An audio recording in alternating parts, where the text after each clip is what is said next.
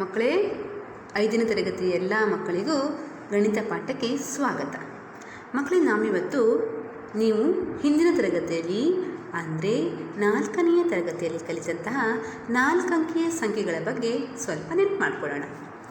4 ಅಂಕಿಯ ಸಂಖ್ಯೆಗಳಿಗೆ ನೀವು ಹಲವಾರು ಉದಾಹರಣೆಗಳನ್ನು ಕೊಡ್ತೀರಿ ಅಂದ್ಕೊಂಡಿದ್ದೀನಿ ನಾನು. ಕೊಡ್ತೀರಲ್ವಾ? ನೀವು ಹೇಳ್ತಾ ಹೋಗಿ ಮನೆಯಲ್ಲಿ ಕೂತ್ಕೊಂಡು. ನಾನು ಕೂಡ ಇಲ್ಲಿ 4 ಅಂಕಿಯ ಸಂಖ್ಯೆಗಳಿಗೆ ಉದಾಹರಣೆಯನ್ನು ನೀಡ್ತೀನಿ, ನೀವು ನೋಡಿ.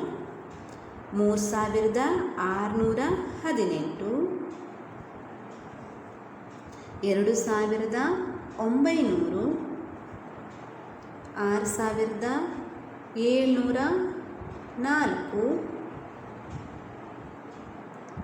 9600,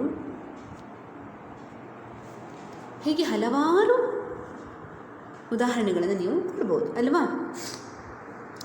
ಈ ನೋಡಿ, ಮೊದಲನೇ ಸಂಖ್ಯೆ ನಾನು ಓದ್ತೀನಿ ನೋಡಿ. 3618. ಈ ಸಂಖ್ಯೆಯು 4 ಅಂಕಿಗಳನ್ನು ಒಳಗೊಂಡಿದೆ. ಅದು ಬಿಡಿ ಸ್ಥಾನದಲ್ಲಿ 8, 10ರ ಸ್ಥಾನದಲ್ಲಿ 1, ಹಾಗೆ 100ರ ಸ್ಥಾನದಲ್ಲಿ 6 ಮತ್ತು 1000 ಸ್ಥಾನದಲ್ಲಿ 3 ಈ ಅಂಕಿಗಳನ್ನು ಒಳಗೊಂಡಿದೆ. ಇದನ್ನು 3618 ಅಂತ ನಾವು ಓದ್ತೇವೆ. ಹಾಗೆ ಎರಡನೇ ಸಂಖ್ಯೆ ನೋಡಿ, 2900. ಇಲ್ಲಿ ಬಿಡಿ ಸ್ಥಾನದಲ್ಲಿ 0, 10ರ ಸ್ಥಾನದಲ್ಲಿ ಕೂಡ 0, 100ರ ಸ್ಥಾನದಲ್ಲಿ 9, ಹಾಗೆ 1000 ಸ್ಥಾನದಲ್ಲಿ 2 ಈ 4 ಅಂಕಿಗಳನ್ನು ಇದು ಒಳಗೊಂಡಿದೆ. ಹಾಗೆ 6704. ಇದರಲ್ಲಿ ಬಿಡಿ ಸ್ಥಾನದಲ್ಲಿ 4, 10ರ ಸ್ಥಾನದಲ್ಲಿ 0, 100ರ ಸ್ಥಾನದಲ್ಲಿ 7 ಹಾಗೂ 1000 ಸ್ಥಾನದಲ್ಲಿ 6 ಈ 4 ಅಂಕಿಗಳನ್ನು ಈ ಸಂಖ್ಯೆ ಒಳಗೊಂಡಿದೆ. ಹಾಗೆ ಮುಂದಿನ ಸಂಖ್ಯೆ ನೋಡಿ, 9600. ಇಲ್ಲಿ ಕೂಡ ಬಿಡಿ ಸ್ಥಾನದಲ್ಲಿ 0, 10ರ ಸ್ಥಾನದಲ್ಲಿ 0, 100ರ ಸ್ಥಾನದಲ್ಲಿ 6 ಹಾಗೂ 1000 ಸ್ಥಾನದಲ್ಲಿ 9 ಇದು ಕೂಡ 4 ಅಂಕಿಗಳನ್ನು ಒಳಗೊಂಡು ಸಂಖ್ಯೆ ಆಗಿದೆ ಅಲ್ವಾ? ಈಗ ನಾನು ಹೇಳ್ತೀನಿ, ಪ್ರತಿಯೊಂದು ಅಂಕಿಯನ್ನು ಆ ಸ್ಥಾನದಲ್ಲೇ ಇದೆ ಅಲ್ವಾ? ಪ್ರತಿಯೊಂದು ಅಂಕಿಗೂ ಬೇರೆ ಬೇರೆ ಸ್ಥಾನ ಇದೆ ಅಂತ ಹೇಳಿದೆ. ಹಾಗಾದರೆ ಈಗ ನಾವು ಇದರಲ್ಲೇ ಯಾವುದಾದ್ರೂ ಒಂದು ಸಂಖ್ಯೆಯನ್ನು ತಗೊಂಡು ಇದನ್ನು ಸ್ಥಾನ ಬೆಲೆ ಪಟ್ಟಿಯಲ್ಲಿ ಬರೆಯೋಣ. ನಿಮಗೆ ಗೊತ್ತಿದೆ, ಸ್ಥಾನ ಬೆಲೆ ಪಟ್ಟಿಯಲ್ಲಿ ಬರೀಬೇಕಿದ್ರೆ ನಮಗೆ ಸ್ಥಾನ ಬೆಲೆ ಕೋಷ್ಟಕ ಬೇಕಾಗ್ತದೆ ಅಲ್ವಾ? ನಾನು ಯಾವುದಾದ್ರೂ ಒಂದು 4 ಅಂಕೆಯ ಸಂಖ್ಯೆಯನ್ನು ತೆಗೆದುಕೊಂಡು ಸ್ಥಾನ ಬೆಲೆ ಪಟ್ಟಿಯಲ್ಲಿ ಬರಿತೀನಿ. ನಿಮ್ಗೆ ಈಗಾಗಲೇ ಗೊತ್ತಿದೆ, ಅದು ನೋಡೋಣ ಹೇಗೆ ಬರೆಯೋದು ಅಂತ. 3604 ನಾನು ಸ್ಥಾನ ಬೆಲೆ ಕೋಷ್ಟಕದಲ್ಲಿ ಬರಿತೀನಿ, ಆಯಿತಾ? ಸ್ಥಾನ ಬೆಲೆ ಕೋಷ್ಟಕವನ್ನು ನಾನು ತಯಾರು ಮಾಡ್ತೀನಿ ನೋಡಿ. ನಿಮ್ಗೆ ಗೊತ್ತಿದೆ ಸ್ಥಾನ ಬೆಲೆ ಕೋಷ್ಟಕ ತಯಾರು ಮಾಡೋದು.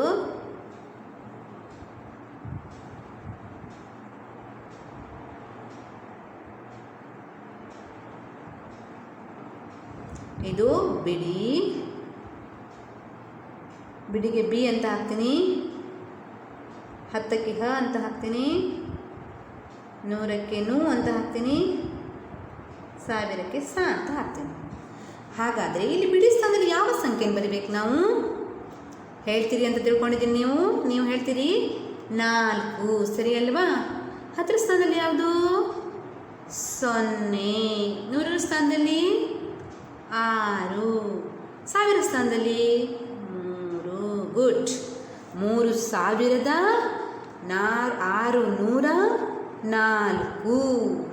ಅಲ್ವಾ? ಪ್ರತಿಯೊಂದು ಅಂಕೆಯು ಅದರ ಸ್ಥಾನದಲ್ಲಿ ಹೋಗಿ ಕೂತ್ಕೊಂಡಿದೆ ಅಲ್ವಾ? Correct, very good. 3 1000ರ ಸ್ಥಾನದಲ್ಲಿ ಹೋಗಿದೆ, 6 100ರ ಸ್ಥಾನಕ್ಕೆ ಹೋಗಿದೆ, 0 10ರ ಸ್ಥಾನದಲ್ಲಿದೆ, ಬಿಡಿಯಲ್ಲಿ 4 ಕೂತ್ಕೊಂಡಿದೆ, ಸರಿ ಇದೆ ಅಲ್ವಾ? 3604. ಹೀಗೆ ಇನ್ನೊಂದು ಉದಾಹರಣೆಯನ್ನು ತಗೊಳ್ಳೋಣ. 2900.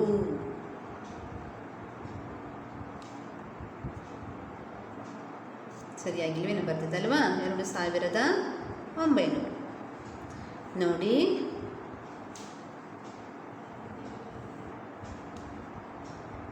ಬಿಡಿ ನಾನು 4 ಕಾಲಮನ್ನು ಹಾಕ್ತೀನಿ, ಯಾಕಂದರೆ ಇದು 4 ಅಂಕಿಯ ಸಂಖ್ಯೆ ಅಲ್ವಾ? ಅದಕ್ಕೋಸ್ಕರ 4 ಕಾಲಮನ್ನು ಹಾಕ್ತೀನಿ. ಬಿಡಿ 10, 100 ಹಾಗೂ 1000 ಇಲ್ಲಿ ಬಿಡಿ ಸ್ಥಾನದಲ್ಲಿ ಯಾವ ಅಂಕೆಯನ್ನು ಹಾಕೋಣ ಮಕ್ಕಳೇ? 0 ಅಲ್ವಾ? 10ರ ಸ್ಥಾನಕ್ಕೆ ಯಾವ ಅಂಕೆಯನ್ನು ಹಾಕೋಣ? ಇಲ್ಲೂ ಕೂಡ 0. 100ರ ಸ್ಥಾನದಲ್ಲಿ 9, 1000 ಸ್ಥಾನದಲ್ಲಿ 2, 2900. ಕರೆಕ್ಟ್ ಅಲ್ವಾ? 2900. ಯಾಕೆ ಹೇಳಿ? ಬಿಡಿ ಸ್ಥಾನದಲ್ಲಿ 0 ಇದೆ, 10ರ ಸ್ಥಾನದಲ್ಲಿ 0 ಇದೆ, 100ರ ಸ್ಥಾನದಲ್ಲಿ 9 ಇದೆ, 1000 ಸ್ಥಾನದಲ್ಲಿ 2 ಇದೆ. ಇದು 2900. ಇನ್ನೊಂದು ಉದಾಹರಣೆ ಕೊಡಬೇಕಾ? 9009.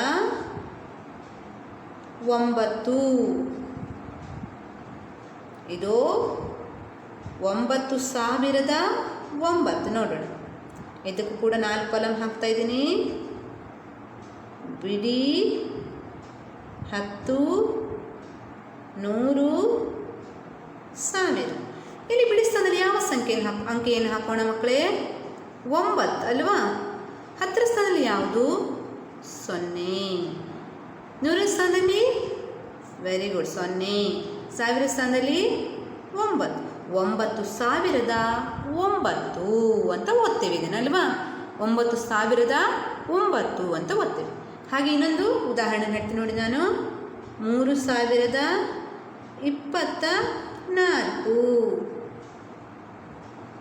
ಇಲ್ಲಿ ಕೂಡ ಸ್ಥಾನ ಬೆಲೆ ಕೋಷ್ಟಕವನ್ನು ಹಾಕ್ಕೊಂಡು ಹಾಕಲಿಕ್ಕೆ 4 ಕಾಲಮನ್ನು ಹಾಕ್ತೀನಿ ನಾನು. ಬಿಡಿ 10, 100, 1000.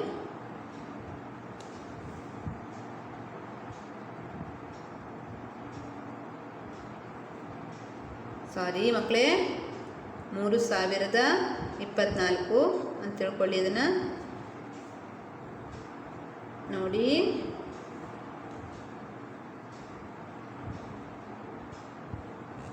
ಬಿಡಿ 10, 100, 1000.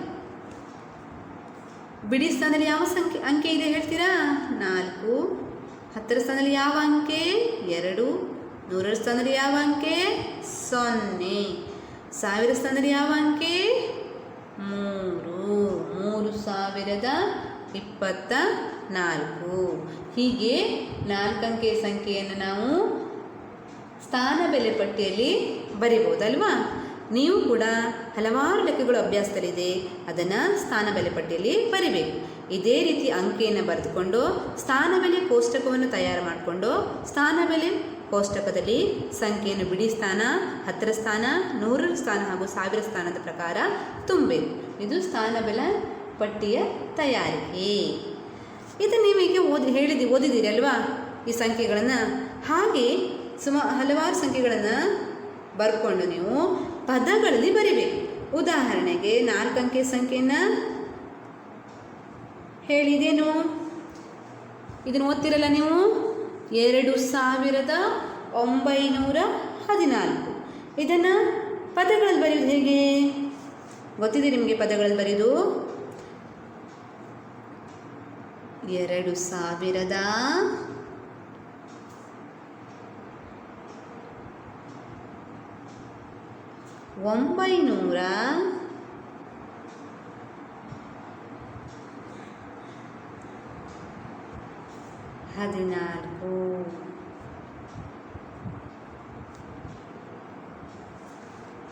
ಅಲ್ವಾ ಮಕ್ಕಳೇ? ಹಾಗೆ ಇನ್ನೊಂದು ಸಂಖ್ಯೆಯನ್ನು ಹೇಳಿ ನೋಡುವ. ಎಷ್ಟಿದು? 1260 ಅಲ್ವಾ? 1260.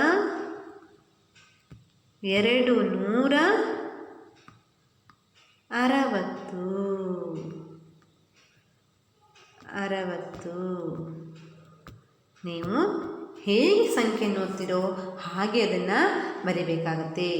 1000 ಸ್ಥಾನದಲ್ಲಿದೆ, 2 100ರ ಸ್ಥಾನದಲ್ಲಿ, 6 10ರ ಸ್ಥಾನದಲ್ಲಿ, ಬಿಡಿಯ ಸ್ಥಾನದಲ್ಲಿ 0 ಇರೋದ್ರಿಂದ 1260 ಆಗ್ತದೆ ಅಲ್ವಾ? ನಿಮಗಿದು ಅರ್ಥ ಆಗಿದೆ ಅಂದ್ಕೊಳ್ತೀನಿ. ಇನ್ನೊಂದು ಬೇಕಾದ ಉದಾಹರಣೆ ಕೊಡ್ತೀನಿ ನೋಡಿ. ಮತ್ತೆ 9004 ಸರಿಯಾ?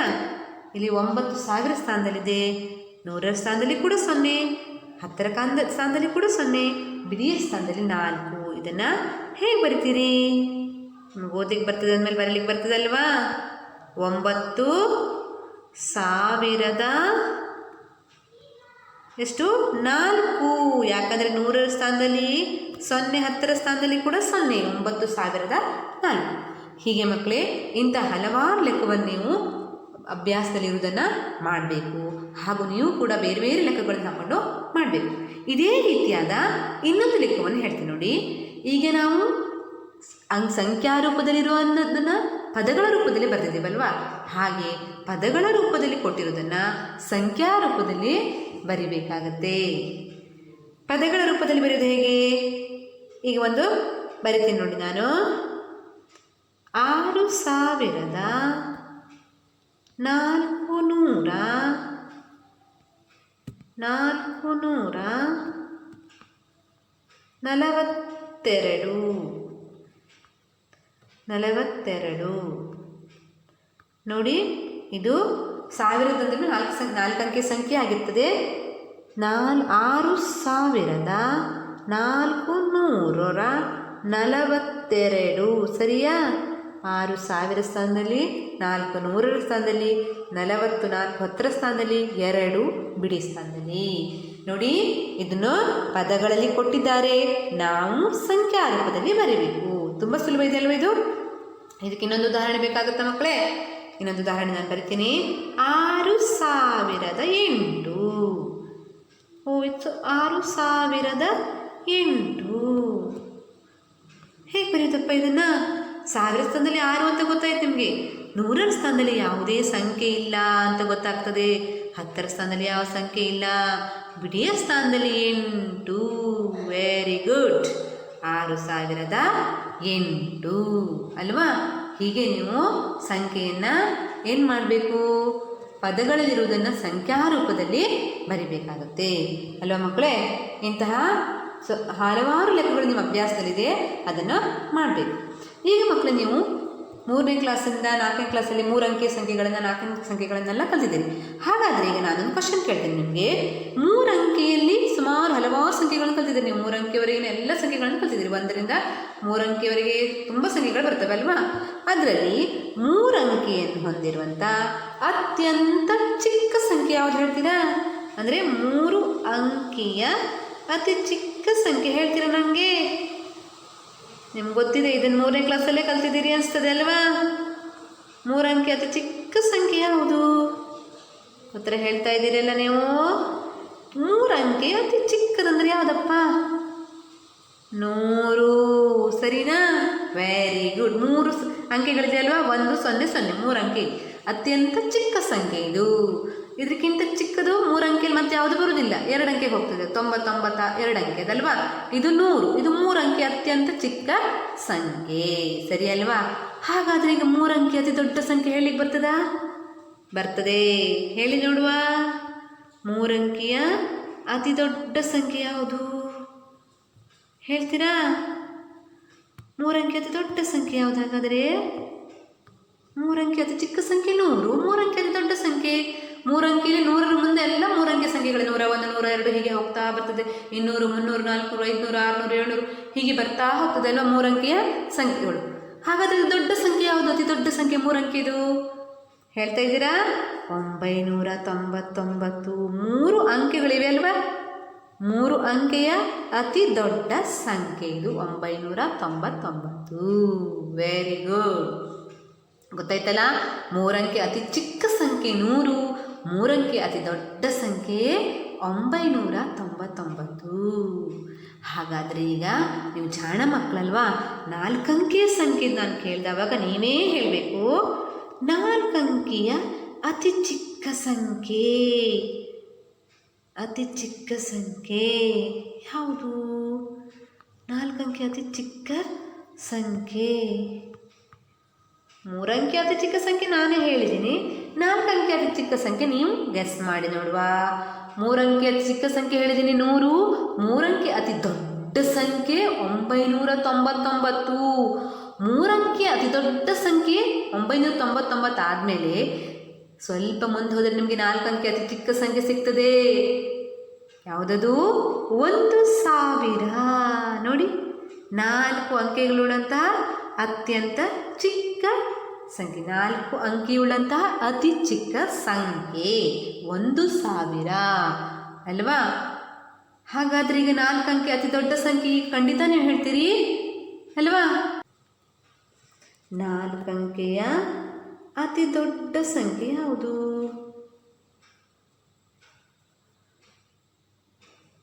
ಅತಿ ದೊಡ್ಡ ಸಂಖ್ಯೆ ಯಾವುದಪ್ಪ? 3 ಅಂಕೆ ಅತಿ ದೊಡ್ಡ ಸಂಖ್ಯೆ ಗೊತ್ತಿದೆ. 4 ಅಂಕೆ ಅತಿ ದೊಡ್ಡ ಸಂಖ್ಯೆ ಖಂಡಿತ ಗೊತ್ತಿರ್ತದೆ. 4 ಅಂಕೆಯ ಅತಿ ದೊಡ್ಡ ಸಂಖ್ಯೆ 9999. ಇದು 4 ಅಂಕೆಯ ಅತಿ ದೊಡ್ಡ ಸಂಖ್ಯೆ. ಗೊತ್ತಾಯ್ತಲ್ಲ ಮಕ್ಕಳೇ? 3 ಅಂಕೆಯ ಅತಿ ದೊಡ್ಡ ಸಂಖ್ಯೆ 999. 3 ಅಂಕೆಯ ಅತಿ ಚಿಕ್ಕ ಸಂಖ್ಯೆ 100. 4 ಅಂಕೆಯ ಅತಿ ದೊಡ್ಡ ಸಂಖ್ಯೆ 9999. 4 ಅಂಕೆಯ ಅತಿ ಚಿಕ್ಕ ಸಂಖ್ಯೆ 1000 ಅಲ್ವಾ? ಸರಿಯಾಗಿ ಅರ್ಥ ಆಗಿದೆ ಅಂದ್ಕೊಳ್ತೀನಿ. ಈಗ ನೀವು 5 ಅಂಕೆ ಬೇಕಾದರೆ ನೀವು ಇದೇ ರೀತಿ ಮಾಡ್ಕೊತ ಹೋಗ್ಬೋದಲ್ವಾ ಅಲ್ವಾ ಮಕ್ಕಳೇ? ಹಾಗೆ ಈಗ ಮುಂದಿನ ನೋಡಿ, ಕೆಲವು ನಿಮಗೆ ಈಗ 3 ಅಂಕೆ ಸಂಖ್ಯೆ 4 ಅಂಕೆ ಸಂಖ್ಯೆ ಎಲ್ಲ ಕಲಿತಿಲ್ವ ಮಕ್ಕಳೇ? ನಾನೀಗ ನಿಮಗೆ ಏನೋ ಒಂದು ಹೇಳ್ತೀನಿ ನೋಡಿ. 2 ಅಂಕೆಗಳನ್ನು ಬರಿತೀನಿ ನಾನೀಗ. ನೋಡುವ ಮಕ್ಕಳೇ ನೀವೆಷ್ಟು ಜಾಣರಂತ. ಈಗ ನಮ್ಗೆ ಹೇಳಬೇಕು ನೀವು. ಇಲ್ಲಿ 2 ಸಂಖ್ಯೆಗಳಿವೆ, 3617 ಮತ್ತು 2618. ಇದರಲ್ಲಿ ಯಾವುದು ದೊಡ್ಡದು ಯಾವುದು ಚಿಕ್ಕದು? ಯಾವುದಪ್ಪ ಗೊತ್ತಾಗ್ತದಲ್ವ ನಿಮಗೆ? ಪಟ್ಟಂತ ನೀವು ಹೋಲಿಕೆ ಮಾಡಿ ಬಿಡ್ತೀರಿ. ಇಲ್ಲಿ 1000 ಸ್ಥಾನದಲ್ಲಿ 3 ಇದೆ, ಅಲ್ಲಿ 1000 ಸ್ಥಾನದಲ್ಲಿ 2 ಇದೆ. ಹಾಗಾದರೆ 1000 ಸ್ಥಾನದಲ್ಲಿ 3 ಇದೆ ಅಂದಮೇಲೆ ಈ ಸಂಖ್ಯೆ ದೊಡ್ಡದಲ್ವಾ? ಹಾಗಾದರೆ ಇದನ್ನು ಹೇಗೆ ಬರೆಯುವುದು? ದೊಡ್ಡದು ಅಂತ ಹೇಗೆ ತೋರಿಸು? ದೊಡ್ಡದು ಅಂತ ಮಧ್ಯೆ ಬರೆಯುವುದಾ? ಅಲ್ಲ, ಅದಕ್ಕೊಂದು ಚಿಹ್ನೆ ಇದೆ ಅಲ್ವಾ? ನಾನು ಹಾಕ್ತೀನಿ ನೋಡಿ. ದೊಡ್ಡ ಬಾಯಿ ಈ ಕಡೆ ಬರೋ ದೊಡ್ಡ ಅಗಲವಾದ ಬಾಯಿ ದೊಡ್ಡ ಸಂಖ್ಯೆ ಚಿಹ್ನೆಯನ್ನು ಸೂಚಿಸ್ತದೆ ಅಲ್ವಾ? ಇದು ಅಗಲವಾದ ಬಾಯಿ ದೊಡ್ಡ ಸಂಖ್ಯೆ ಅಂತ ಹೇಳ್ತದೆ, ಚಿಕ್ಕ ಬಾಯಿ ಚಿಕ್ಕ ಸಂಖ್ಯೆಯನ್ನು ಸೂಚಿಸ್ತದೆ ಅಲ್ವಾ? ಇದು ಏನು? ಸಂಖ್ಯೆಗಳನ್ನು ಹೋಲಿಸುವುದು. ಯಾವುದು ದೊಡ್ಡ ಸಂಖ್ಯೆ ಮತ್ತು ಯಾವುದು ಚಿಕ್ಕ ಸಂಖ್ಯೆ ಅಂತ ಹೋಲಿಸ್ಬೋದು ನೀವು ಅಲ್ವಾ? ಹಾಗಾದರೆ ಈಗ ನಾನೊಂದು ಸಂಖ್ಯೆ ಬರ್ತೀನಿ. 6598 ಅಲ್ವಾ? ನಂತರ 6518 ಬರ್ತೀನಿ. ಈಗ ನೀವು ಇದನ್ನು ಚಿಹ್ನೆ ಹಾಕಬೇಕು. ಯಾವ ಚಿಹ್ನೆ ಹಾಕ್ತೀರ ನೋಡಿ. ಅದರಲ್ಲಿ ಇದೆರಡರಲ್ಲಿ ಫಸ್ಟ್ ನೋಡ್ತೀರಿ ಯಾವ ಚಿಹ್ನೆ ಅಪ್ಪ? ಇದು 6598, ಇದು 6000 ಇದೆ. ಆವಾಗ ನೀವು ಹೋಲಿಕೆ ಮಾಡಬೇಕು ಮಕ್ಕಳೇ 2 ಸಂಖ್ಯೆಗಳನ್ನು. 1000 ಸ್ಥಾನದಲ್ಲಿ 6 ಇದೆ, ಇಲ್ಲೂ ಕೂಡ 1000 ಸ್ಥಾನದಲ್ಲಿ 6 ಇದೆ. ಹೋಲಿಕೆ ಮಾಡಿದರೆ 2 ಸೇಮ್ ಇದೆ. 100ರ ಸ್ಥಾನ ನೋಡಬೇಕು. 100ರ ಸ್ಥಾನದಲ್ಲಿ ಕೂಡ 5 ಇದೆ. ಆವಾಗಲೂ ಕೂಡ ನಿಮಗೆ ಗೊತ್ತಾಗೋದಿಲ್ಲ. ಈಗ 10ರ ಸ್ಥಾನ ಹೋಲಿಕೆ ಮಾಡಬೇಕು. ಇಲ್ಲಿ 9 ಇದೆ, ಇಲ್ಲಿ 1 ಇದೆ. ಅಂದರೆ 10ರ ಸ್ಥಾನದಲ್ಲಿ ಈ ಸಂಖ್ಯೆ ದೊಡ್ಡದಾಗಿದೆ ಅಲ್ವಾ? 6598 ದೊಡ್ಡದಾಗಿದೆ ಅಂತ ನಿಮಗೆ ಗೊತ್ತಾಗ್ತದೆ. ಆವಾಗ ದೊಡ್ಡ ಸಂಖ್ಯೆ ಚಿಹ್ನೆನ ಹೀಗೆ ಹಾಕ್ತೀರಿ ಅಲ್ವಾ? ಅಂದರೆ ಸಂಖ್ಯೆಗಳನ್ನ ಹೋಲಿಕೆ ಮಾಡುವಾಗ ಅವುಗಳ ಮಧ್ಯದಲ್ಲಿ ಸಮಚಿಹ್ನೆ, ದೊಡ್ಡದು ಮತ್ತು ಚಿಕ್ಕದು, ಈ ಥರ ಚಿಹ್ನೆಗಳನ್ನು 3 ಚಿಹ್ನೆಗಳನ್ನು ನಾವು ಬಳಸಬೇಕು. ನಿಮ್ಗೆ ಗೊತ್ತಿದೆ ಇದು ಆಲ್ರೆಡಿ ಅಲ್ವಾ? ಈಗ ಬೇರೆ ಬೇರೆ ಸಂಖ್ಯೆಗಳನ್ನು ಕೊಟ್ಟಾಗ ಅದನ್ನು ಹೋಲಿಕೆ ಮಾಡಬೇಕು. 7384 ಕೊಡ್ತಾರೆ, ಅದೇ ಆ ಕಡೆ 7304 ಕೊಡ್ತಾರೆ. ಈಗ ಕೂಡ ನೀವು ಹೋಲಿಕೆ ಮಾಡಬೇಕು. 7000 ಸ್ಥಾನವನ್ನು ಮೊದಲು ಹೋಲಿಕೆ ಮಾಡಿ. 7000 ಇಲ್ಲಿ ಏನು ನಿಮಗೆ ಗೊತ್ತಾಗೋದಿಲ್ಲ, 2 ಒಂದೇ ಸಮನಾಗಿದೆ. 100ರ ಸ್ಥಾನವನ್ನು ಹೋಲಿಕೆ ಮಾಡಿ, 3 ಮತ್ತು 3 ಅದು ಗೊತ್ತಾಗೋದಿಲ್ಲ, 2 ಒಂದೇ ಥರ ಇದೆ. 10ರ ಸ್ಥಾನದಲ್ಲಿ ಮಾತ್ರ ಬೇರೆ ಇದೆ ನೋಡಿ ಇಲ್ಲಿ. 10ರ ಸ್ಥಾನದಲ್ಲಿ ಈ ಸಂಖ್ಯೆ ಏನಾಗಿದೆ? ದೊಡ್ಡದಾಗಿದೆ. ಯಾವುದು? 2384 ದೊಡ್ಡದಾಗಿದೆ. ಆದ್ದರಿಂದ ಇದು ದೊಡ್ಡದು ಅಂತ ಹಾಕ್ಬೋದು. ಇನ್ನೊಂದು ಹಾಕ್ತೇವೆ ನೋಡಿ, 6020, ಇಲ್ಲಿ 6200. ಈಗ ನೀವು ಯಾವ ಚಿಹ್ನೆ ಹಾಕ್ತೀರಾ ನೋಡುವ. 6000 100ರ ಸ್ಥಾನದಲ್ಲಿ ಇಲ್ಲಿ 0, ಇಲ್ಲಿ 2. 100ರ ಸ್ಥಾನದಲ್ಲಿ 2 ಅಂದಮೇಲೆ ಇದೇ ದೊಡ್ಡದು ಅಂತಲೇ. ಇದು 6200, ಇದು 6100 ಸ್ಥಾನದಲ್ಲಿ ಇಲ್ಲ, ಇದು ಚಿಕ್ಕದಾಗ್ತದೆ. 6020, ಇದು 6200. ಆವಾಗ ನೀವು ಈ ಚಿಹ್ನೆಯನ್ನು ಹಾಕ್ತೀರಿ. ಸರಿಯಾ? ಸರಿ ಅಲ್ವಾ? ಎರಡು ಸಂಖ್ಯೆನ ಹೋಲಿಸ್ತೀರಿ, ಚಿಹ್ನೆಯನ್ನು ಹಾಕ್ತೀರಿ. ಇನ್ನೊಂದು ಸಂಖ್ಯೆ ನೋಡೋಣ. 8102. ಇಲ್ಲಿ 8102. ಇಲ್ಲಿ 8104. ಹೀಗೆ ಯಾವ ಚಿಹ್ನೆ ಹಾಕೋಣ ನೋಡು. ಇಲ್ಲಿ 1000 ಸ್ಥಾನವನ್ನು ಹೋಲಿಸ್ತೀರಿ, 8000. 100 ಸ್ಥಾನವನ್ನು ಹೋಲಿಸ್ತೀರಿ, ಸೇಮ್ ಇದೆ, 1 ಇದೆ. 10 ಸ್ಥಾನ ಕೂಡ 0 ಒಂದೇ ಥರ ಇದೆ. ಆವಾಗ ಬಿಡಿ ಸ್ಥಾನದಲ್ಲಿ ಮಾತ್ರ ವ್ಯತ್ಯಾಸ ಇದೆ. ಇಲ್ಲಿ 2 ಇದ್ದರೆ ಈ ಕಡೆ 4 ಇದೆ, ಅಂದರೆ 4 ದೊಡ್ಡದು ಅಲ್ವಾ, 2 ಚಿಕ್ಕದು. ಈ ಥರ ಚಿಹ್ನೆಯನ್ನು ಹಾಕ್ತೀರಿ. ಸರಿ ಅಲ್ವಾ? ಈಗ ಇನ್ನೊಂದು ಸಂಖ್ಯೆಯನ್ನು ಕೊಡ್ತೀನಿ ನೋಡಿ. ಈಗ ಯಾವ ಚಿಹ್ನೆ ಹಾಕೋಣ ಅಂತ ನೀವೇ ಹೇಳಬೇಕು. ಈಗ ಓದಿ ನೋಡುವ. 7304. ಅಂದರೆ 1000 ಸ್ಥಾನದಲ್ಲಿ 7, 100 ಸ್ಥಾನದಲ್ಲಿ 3, 10 ಸ್ಥಾನದಲ್ಲಿ 0, ಬಿಡಿ ಸ್ಥಾನದಲ್ಲಿ 4. ಇಲ್ಲಿ ಕೂಡ 1000 ಸ್ಥಾನದಲ್ಲಿ 7, 3 ಸ್ಥಾನದಲ್ಲಿ 2 ಸೇಮ್ ಇದೆ, 10 ಸ್ಥಾನದಲ್ಲಿ ಕೂಡ 2 ಒಂದೇ ಸಂಖ್ಯೆಯನ್ನು ಹೊಂದಿದೆ, ಬಿಡಿ ಸ್ಥಾನದಲ್ಲಿ ಕೂಡ 2 ಒಂದೇ ಅಂಕೆಯನ್ನು ಹೊಂದಿದೆ.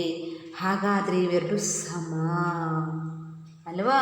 ಅಂದರೆ ನೀವು ಸಂಖ್ಯೆಗಳನ್ನು ಹೋಲಿಸಿ ನಂತರ ಈ 3 ಚಿಹ್ನೆಯನ್ನು ಯಾವುದಾಗ್ತದಂತ ಯೋಚಿಸಿ ಹಾಕಬೇಕಾಗತ್ತೆ ಅಲ್ವಾ? ಮಕ್ಕಳೇ, ನೀವು ಈ ಅವಧಿಯಲ್ಲಿ ಕಲಿತ ಈ ಎಲ್ಲ ಲೆಕ್ಕಗಳು ನಿಮ್ಮ ಗಣಿತ ಪಠ್ಯಪುಸ್ತಕದ ಅಧ್ಯಾಯ 1ರಲ್ಲಿ ಪುನರಾವರ್ತನೆ ಅಭ್ಯಾಸದಲ್ಲಿ ಇದೆ. ರೋಮನ್ ಸಂಖ್ಯೆ 1ರಿಂದ ರೋಮನ್ ಸಂಖ್ಯೆ 5ರವರೆಗೆ ಈ ಎಲ್ಲ ಲೆಕ್ಕಗಳನ್ನು ನೀವು ನಿಮ್ಮ ನೋಟ್ಬುಕ್ನಲ್ಲಿ ಬಿಡಿಸಬೇಕು. ಧನ್ಯವಾದಗಳು. ಮತ್ತೆ ಸಿಗೋಣ.